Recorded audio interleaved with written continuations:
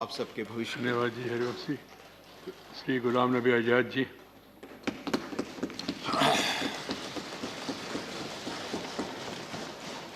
माननीय chairman sir,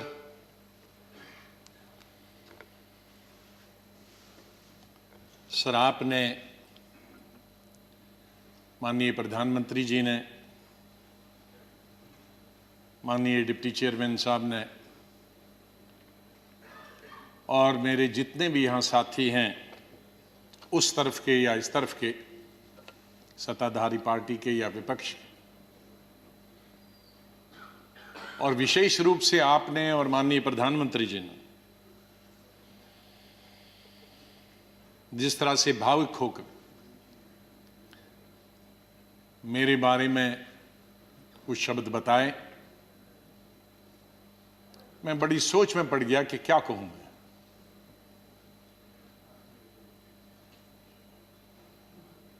मैं इन 41 वर्षों में जो मेरा लेजिस्लेटिव कैरियर रहा, 28 साल इस हाउस में, 10 साल लोकसभा में, 3 साल जम्मू कश्मीर की असेंबली में, तो ये कहूँगा कि महाराष्ट्र से जीत के आके मैं कभी इधर से निकला, इधर डूबा, इधर डूबा, उधर निकला, उधर डूबा, इधर निकला, ये मेरा जीवन ऐसे ही रहा और संघर्ष का जमाना रहा। और मैं आज बहुत सारी चीज़ों को छोटा करने के लिए कुछ शेरों में ही ख़त्म करते हैं। शायर जो होते हैं उनमें एक बड़ी ताकत होती है उनके शेरों में कि हम लोग अगर 10 घंटे का भाषण दें तो वो 2 शेर में ख़त्म कर देते हैं उसका। तो मैं उसका फ़ायदा उठाना चाहता हूँ, वरना अगर मैं इतने 41 साल के इस अनुभव को अगर कहना चाहूँगा तो बहुत समय लगेगा, कई हफ्ते महीने लगेंगे। लेकिन शुरू में करूँगा जिस बात से मैंने पॉलिटिकल कैरियर शुरू किया है, स्टूडेंट लाइफ। और कश्मीर में, जम्मू कश्मीर में मेरा, हालांकि मैं जम्मू से हूँ, लेकिन मेरा डिस्ट्रिक्ट में, शमशेर सिंह जी जानते हैं, मुस्लिम मेजॉरिटी डिस्ट्रिक्ट, उसका असर कश्मीर का ज़्यादा होता है, जम्मू का कम असर पड़ता है, विशेष रूप से मुस्लिम्स में। और उसके बाद कॉलेज और यूनिवर्सिटी तो मैं कश्मीर में ही पढ़ा और गांधी को पढ़ता था मैं, नेहरू को पढ़ता था, मौलाना आजाद को पढ़ता था, इन 3 की। तो जो मैंने सीखा है देशभक्ति का स्कूल से लेकर, और वो देशभक्ति आज उन नौजवानों की नजर में जो सियाचिन में है, जो जम्मू कश्मीर में कई दशकों से हैं, ठंड में है, बर्फ में है, उनके नाम से शुरू करता हूं मैं। खून की मांग है इस देश की रक्षा के लिए, खून की मांग है इस देश की रक्षा के लिए, मेरे नजदीक ये कुर्बानी बहुत छोटी है, दे दो।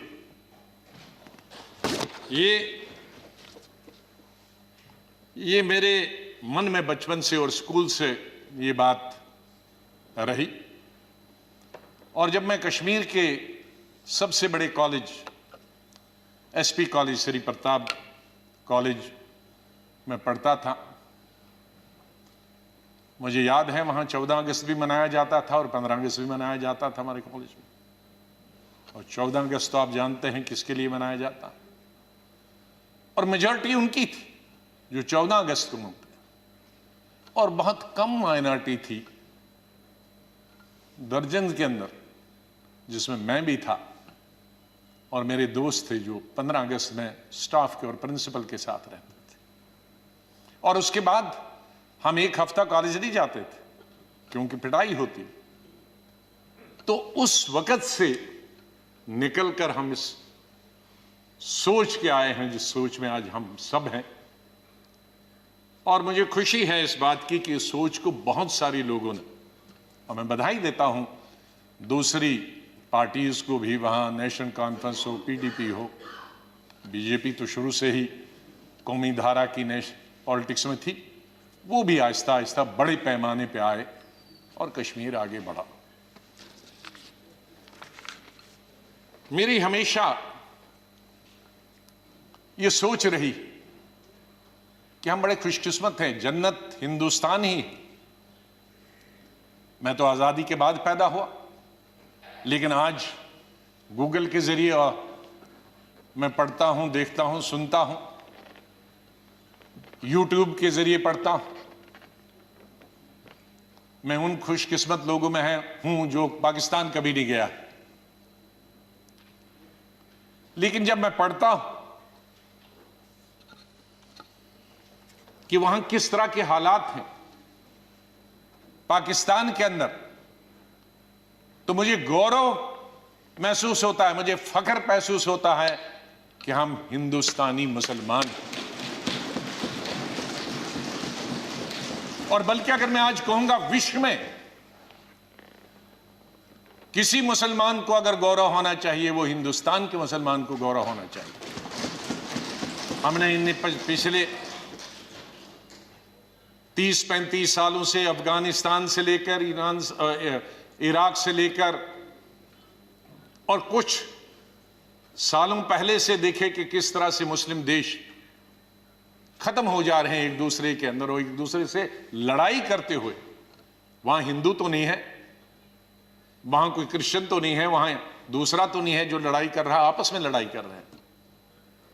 और जो कल्चर है, हमदर्द तो लोग पाकिस्तान के बहुत है, सुनने में आया है, मैं कभी गया नहीं, लेकिन जो समाज में बुराइयां हैं, दूसरे मुल्क के बारे में नहीं कहना चाहिए, लेकिन हम गौरव से ये कह सकते हैं कि हमारे मुसलमानों में वो बुराइयां खुदा न करे कि कभी भी लाए। तो आज हम गौरव से ये कह सकते हैं। लेकिन यहां मेजॉरिटी कम्युनिटी को भी 2 कदम आगे बढ़ने की जरूरत है, तभी मेजॉरिटी कम्युनिटी 10 कदम आगे बढ़ी। मेरी हमेशा ये सोच रहेगी, पता नहीं शमशेर सिंह जी ने मेरी कश्मीर की चीफ मिनिस्टर बनने के बाद पहली पब्लिक मीटिंग के बारे में कभी सुना है कि नहीं। मैं जब सीएम बना तो पहली पब्लिक मीटिंग सीएम के तौर पे, आपको आश्चर्य होगा कहां ली होगी, वो मैंने सोपुर में ली, जहां के सोपुर में कोई कई दशकों से पब्लिक मीटिंग कोई कर नहीं सकता, आज भी नहीं कर सकता। शहर में तो नहीं की, लेकिन उसी कॉन्स्टिट्यूंसी में की जहां गिलानी साहब हैं, जो गिलानी साहब वहां से 3 दफा एमएलए चुन के आए। और उस पब्लिक मीटिंग में मैंने क्या कहा था कि मेरी सरकार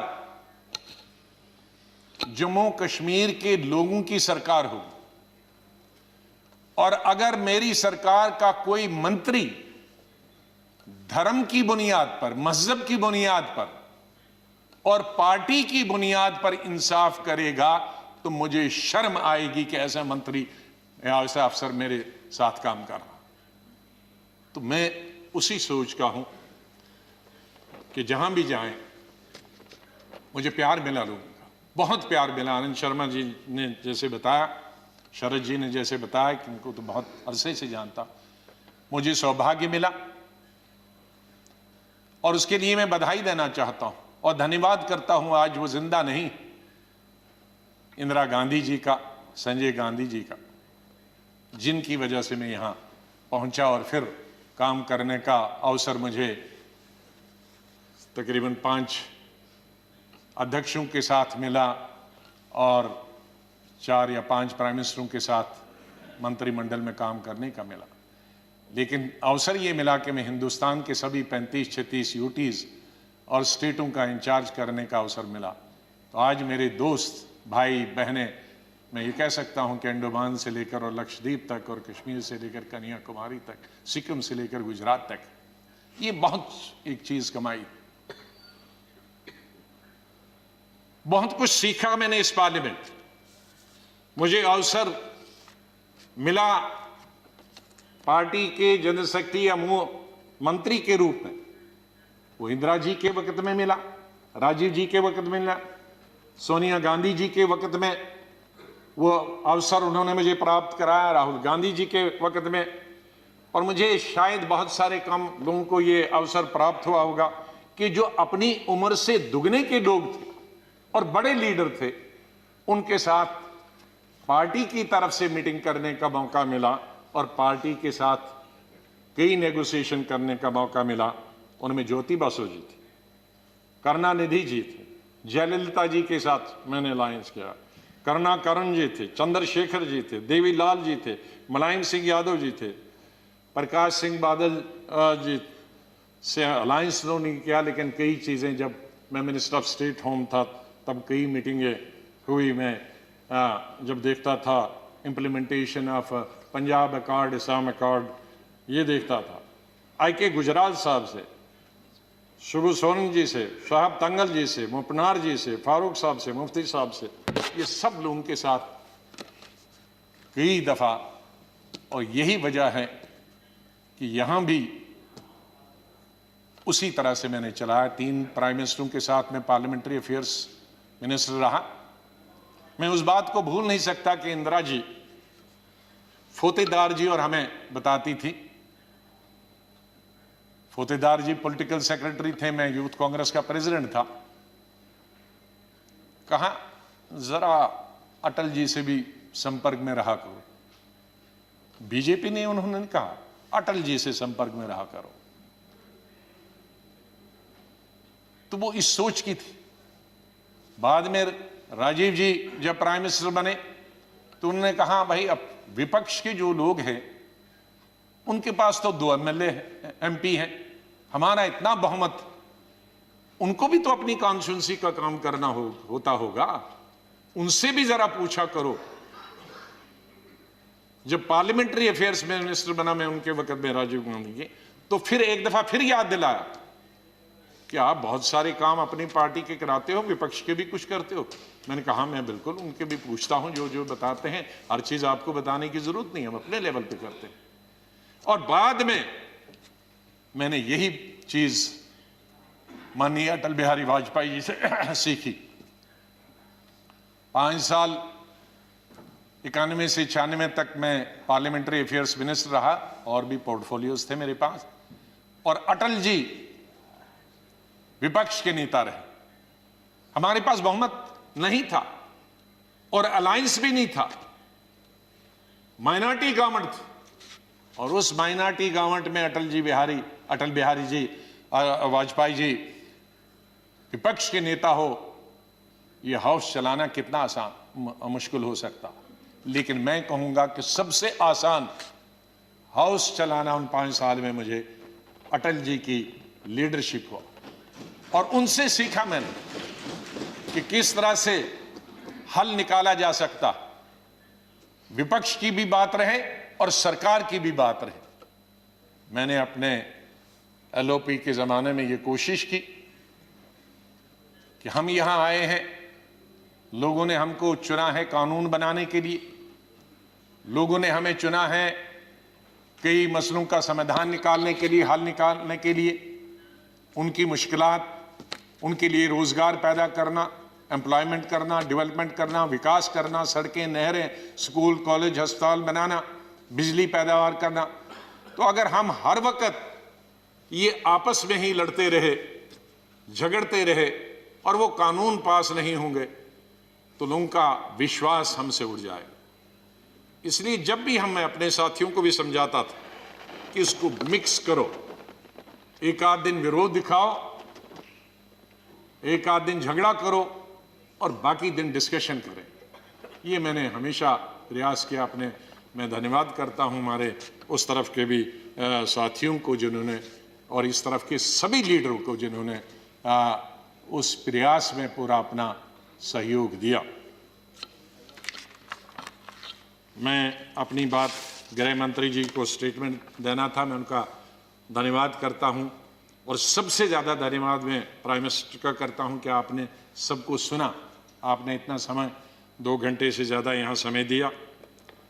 आप बहुत भावुक हुए और सच है, हकीकत अगर सच बताएं सर, मेरे माता पिता की जब डेथ हुई, मेरे आंखों से आंसू निकले, लेकिन मैं चिल्ला के रो नहीं पाया। मैंने जिंदगी में सिर्फ चिल्ला के रोया। और जब रोता है इंसान तो वो कोई चिल्ला के रोने के लिए तो आपको आर्टिफिशियल होने की जरूरत नहीं। वो थी पहली संजय गांधी की मौत, इंदिरा गांधी की मौत, राजीव गांधी की मौत, अलग अलग जगह थी, क्योंकि तीनों मौतें अचानक हो गई थी। शायद अगर नेचुरल मौत होती तो वो चीख नहीं निकलती। और चौथी थी जब सुपर सुनामी आ गया था उड़ीसा में 99। मैं हॉस्पिटल गया अपने पिताजी को दिखाने के लिए, और उन्होंने कहा कि इनको गैलेपिंग कैंसर है। मुझे तब तक ये गैलेपिंग कैंसर का नहीं, कैंसर मालूम, गैलेपिंग। तो मैंने पूछा इसका क्या मतलब हुआ, कि ज्योग्राफिकल रेशो से बढ़ता है, 2 का 4, 4 का 8, 8 का 16, 16 का 64, जो बढ़ जाता है, और इसकी अपर लिमिट है 21 दिन। तो 21 दिन आप कहीं मत जाओ। दोपहर को मैं ये लेके आया, और सुबह हमने प्रोग्राम बनाया कहीं जाने का, इनको घुमाएंगे। मिसेस गांधी का शाम को फोन आया कि वहां साइक्लोन है, कोई दूसरे जनरल सेक्रेटरी हैं वो जाना नहीं चाहते, और तुम ही जा सकते हो। अब मैं उनको कहता कि मैं, अगर मेरे डॉक्टर ने ये कहा है तो कहेंगी बहाना कर रहा। तो मैं अपने पिताजी को छोड़कर, मैंने कहा 2 दिन में वापस आऊंगा। गुजरात के, ये उड़ीसा के लोगों के लिए एक नई बात कहता हूं, क्योंकि इसका लुल्लू, इसका गवाह था, वो इस दुनिया में नहीं रहा। हमारे कांग्रेस का यंग लीडर था, यूनुस, बहुत हाउस होल्ड नेम है आज भी। उड़ीसा जब एयरपोर्ट पे पहुंचा तो 1000 आदमी था, लड़के। तो कहा सर पैदल चलना है, क्योंकि सारे पेड़ जो हैं, शहर पानी में है और सारे पेड़ सड़कों पर है, तो ये 10-12 किलोमीटर पैदल चलना। चले हम।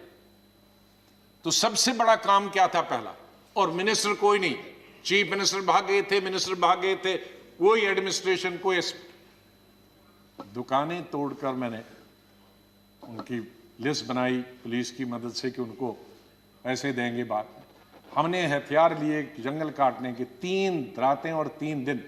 और अटल जी से जाते ही मैंने फोन पे संपर्क किया, अटल जी प्राइम मिनिस्टर, कि ये स्थिति है और हम सड़क तैयार करेंगे, तब आप आइए ताकि हम वहां समंदर तक पहुंच जाएं। 3 रात और 3 दिन हम तकरीबन 1000 लड़के यूथ कांग्रेस के मैंने लगाए काटने में और सड़क। फिर पीएम को फोन किया, फिर वो हेलीकॉप्टर से आए, फिर उनसे राशन मंगाया, फिर उसके बाद मैंने सोनिया गांधी जी को कहा। तो और वहां मैं रोया जब मैंने लाशें देखी, सैकड़ों लाशें तैर रही थी जब हम समंदर के किनारे तक पहुंचे। वहां मैं चिल्ला के रोया। वो चौथी दफा था।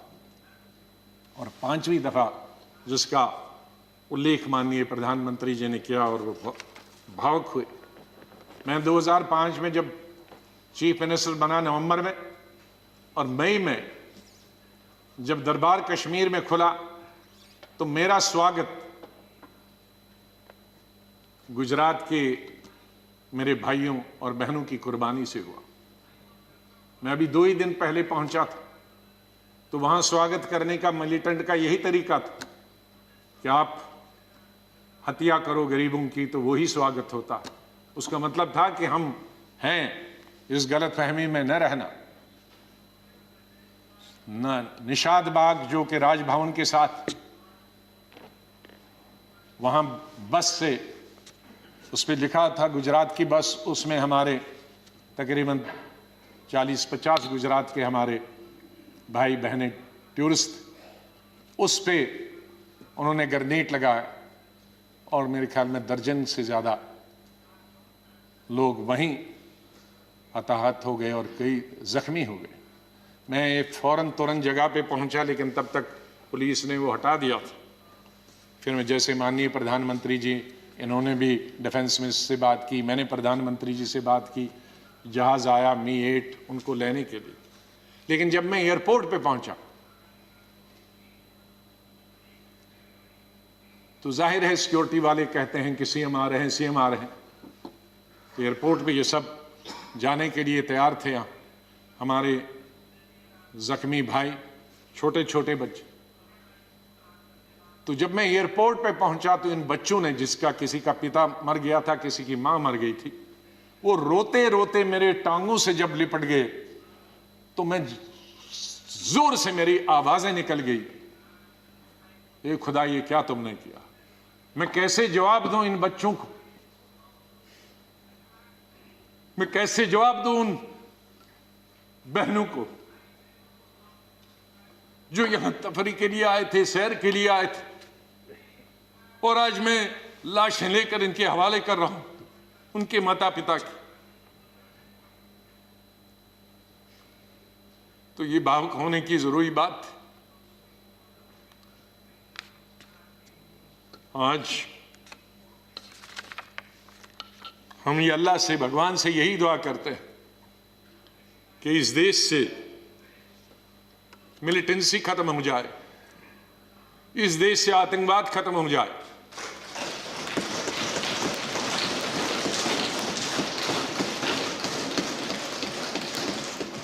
हजारों हमारे सिक्योरिटी फोर्सेस के, आर्मी के, पैरामिलिट्री फोर्सेस के, पुलिस के जवान मारे गए, सिविलियन कई क्रॉस फायरिंग में मारे गए, हजारों हमारी बेटियां और माएं आज बेवा, शायद उनका पति किसी का मिलिटेंट भी, कईयों के मिलिटेंट होंगे, कई क्रॉस फायरिंग।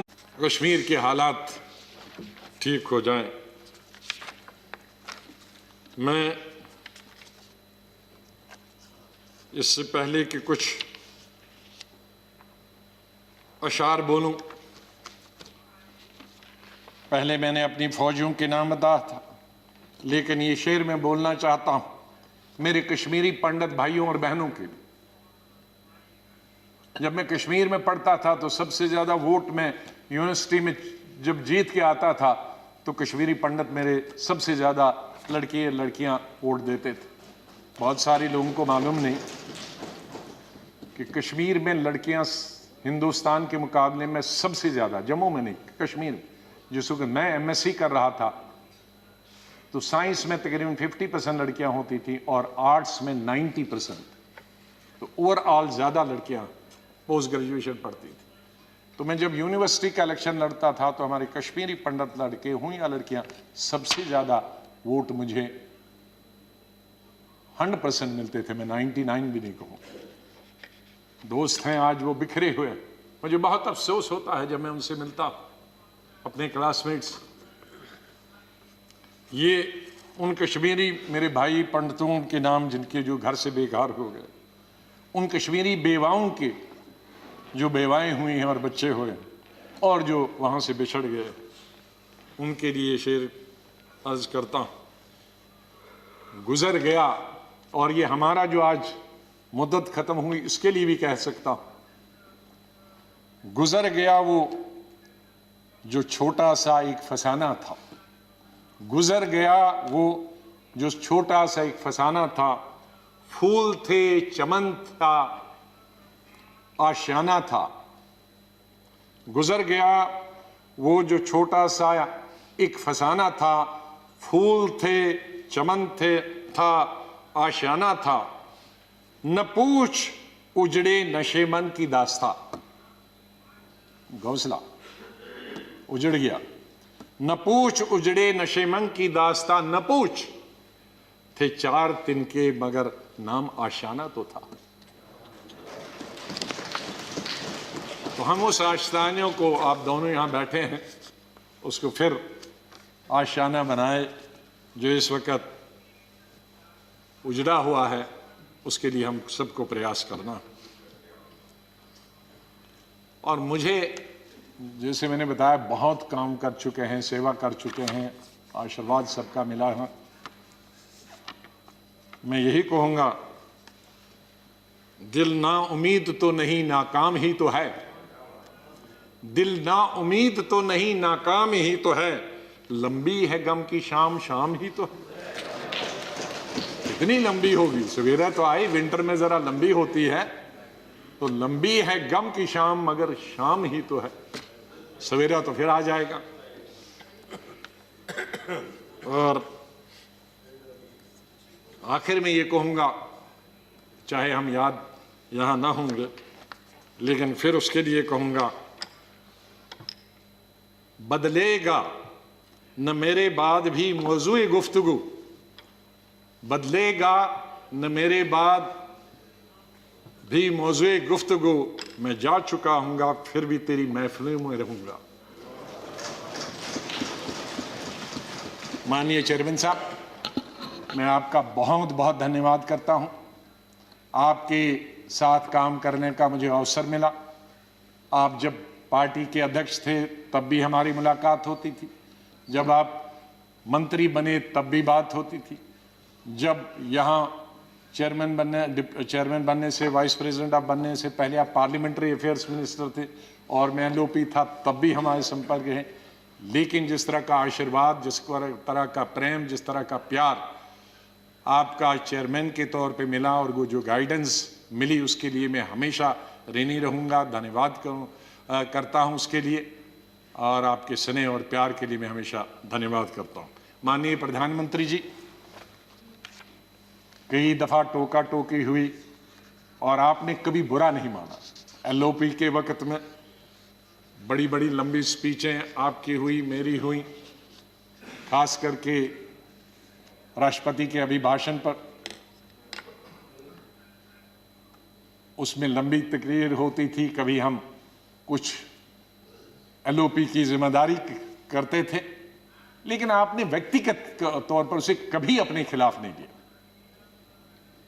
हमेशा भी आपने पर्सनल कॉन्टेक्ट्स को और पार्टी की जो जिम्मेदारी है उसको दूर रखा।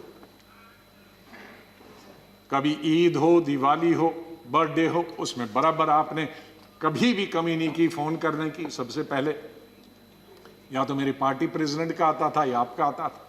दो आदमियों का तो अनिवार्य, हमारे प्रधानमंत्री और कांग्रेस प्रेसिडेंट मिसेस गांधी। और आपने हमेशा बताया कि कभी अपनी स्टेट के बारे में हो और कोई काम हो तो मुझे आप कभी भी बताना। मुझे याद है जब मैं राज्यसभा इलेक्शन लड़ने गया तो आपने कुछ कहा कि भाई आपको कुछ जरूरत है। मेरे का वो तो लड़ाई है, आपका कैंडिडेट है, मैं कैंडिडेट हूं, उसमें आप कुछ नहीं कर सकते। तो ये एक पर्सनल टच जो होता, आदमी भावुक हो जाता है, आदमी सेंटिमेंटल हो जाता है, आदमी इमोशनल होता है। और मेरे संपर्क तो विपक्ष के साथ आज से नहीं, जब पहली दफा मैं एमओएस बना था तब से लेकर आज तक, क्योंकि हम मिलके ही देश को चला सकते हैं। लड़ाई करके, गालियां दे करने के से हम अपनी बात अपने भाषणों के जरिए कर सकते हैं। मैं आपका बहुत धन्यवाद करता हूं। मैं माननीय डिप्टी चेयरमैन साहब, मेरे यहाँ हम बेंचमेट रहे, वो हमेशा मुझे याद रहेगा। बहुत सिंपल आदमी है, स्ट्रेट फॉरवर्ड है। कभी कभी हम नाराज होते हैं स्ट्रेट फॉरवर्ड, लेकिन स्ट्रेट फॉरवर्ड हमेशा वो लोग नाराज होते हैं। और शरद पवार जी से लेकर और यादव जी से लेकर और सब लोग हमारे लीडरों का तो मैं बहुत ही धन्यवाद, सब लेफ्ट राइट एंड सेंटर, नाम क्योंकि कुछ लूँगा तो बहुत सारे हमारे साथी नाराज होंगे। तो चेयरमैन साहब से लेकर और प्रधानमंत्री जी से लेकर, मैं सेक्रेटरी जनरल साहब का कैसे और सेक्रेटरीट का कैसे धन्यवाद कर सकता हूँ, मुश्किल है करना, क्योंकि इनका सहयोग मिला बहुत। हमेशा हर वक्त जब भी हमने कुछ चाहा, इंफॉर्मेशन पार्लियामेंट की या कोऑर्डिनेशन के बारे में आप तक पहुंचने की बात की, तो सेक्रेटरी जनरल साहब ने और सेक्रेटरीट ने हमने हमेशा हमारी मदद की है। और आखिर इस शेर से मैं आपसे विदाई लेता हूं, और इंशाल्लाह हम मिलते रहेंगे, चाहे यहाँ नहीं मिले लेकिन आगे एक दूसरे के पास आ जा सकते हैं। नहीं आएगी, मैं आप लोगों से बोल, नहीं आएगी याद तो बरसों नहीं आएगी, मगर जब याद आओगे तो बहुत याद आओगे। धन्यवाद गुलाम नबी जी.